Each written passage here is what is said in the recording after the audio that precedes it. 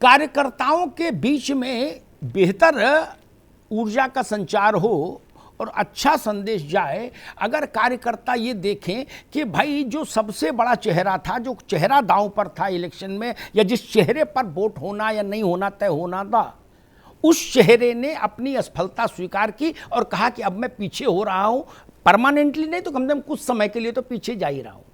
बनस्पत ऐसे सर ढूंढे जाएं जिनको सरलता से, सुलभता से जिबह किया जा सके, तो कार्यकर्ताओं में एक अच्छा संदेश नहीं जाएगा, कोई पार्टी हो। सैफ खान।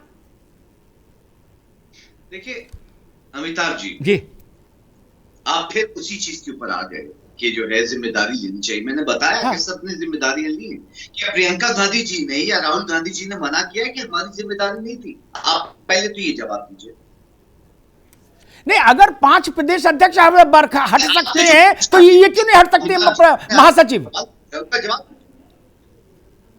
आप प्रश्न ही गलत पूछ रहे हो महाराज। मैंने तो ऐसा कुछ कहा ही नहीं। मैंने पूछा अगर 5 प्रदेश अध्यक्ष हट सकते हैं तो यूपी की प्रभारी जनरल सेक्रेटरी क्यों नहीं हट सकती जो चुनाव को लीड कर रही थी? सवाल तो ये। मुझे आवाज नहीं आ रही। एक सेकंड रुकिए जी।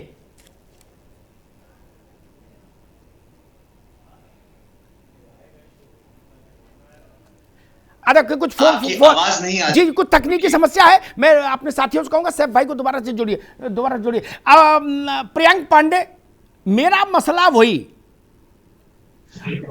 यो भाजपा सरकार दोबारा आ गई तो नेतृत्व की जय जय, और दोबारा नहीं आती तो प्रियंक पांडे बर्खास्त किए जाएंगे क्या?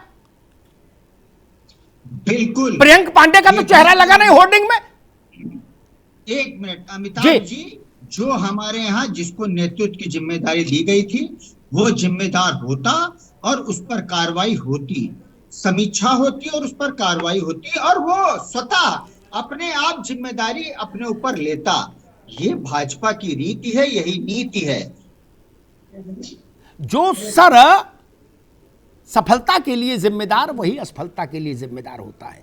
अभिषेक वाजपेयी, इस धारणा से आप सहमत हैं कि नहीं, या इससे और ईमानदार धारणा कोई दूसरी हो सकती है? नहीं, देखिए मैं अपनी पार्टी की तरफ से मैं जो आपने प्रश्न पूछा तो मैं सिर्फ उसकी बात कहूंगा।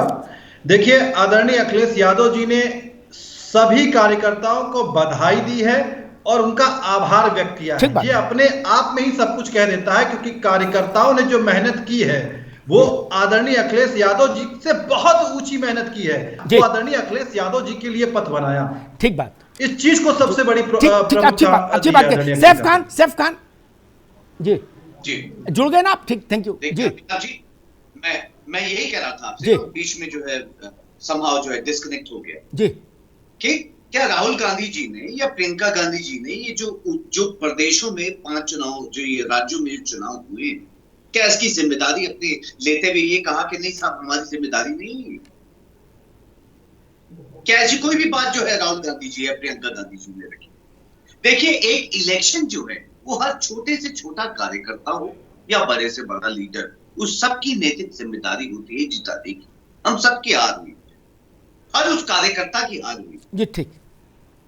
और वो हार जो है वो हम कैसे डिसाइड कर सकते हैं?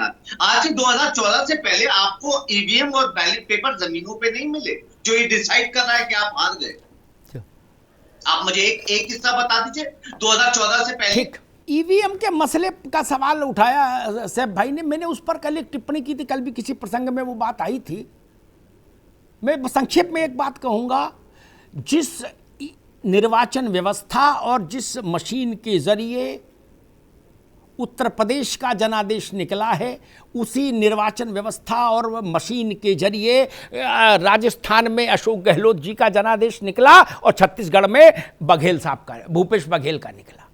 मतलब पश्चिम बंगाल में ममता बनर्जी भी उसी से चुन के आई और भुवनेश्वर में नवीन बाबू भी उसी से चुन के आए, और अमरिंदर सिंह की विदाई उसी से हुई चन्नी की, और उसी से केजरीवाल जीत के आए। इसलिए ये सब तर्क का ये बड़ा मतलब गैर टिकाऊ तर्क हो गया। ठीक, आगे बात आपकी आगे। सैफ खान, आगे आपको अवसर था, आप लगातार बोल ही रहे थे, अवसर था मित्र, आप रुक जाइए।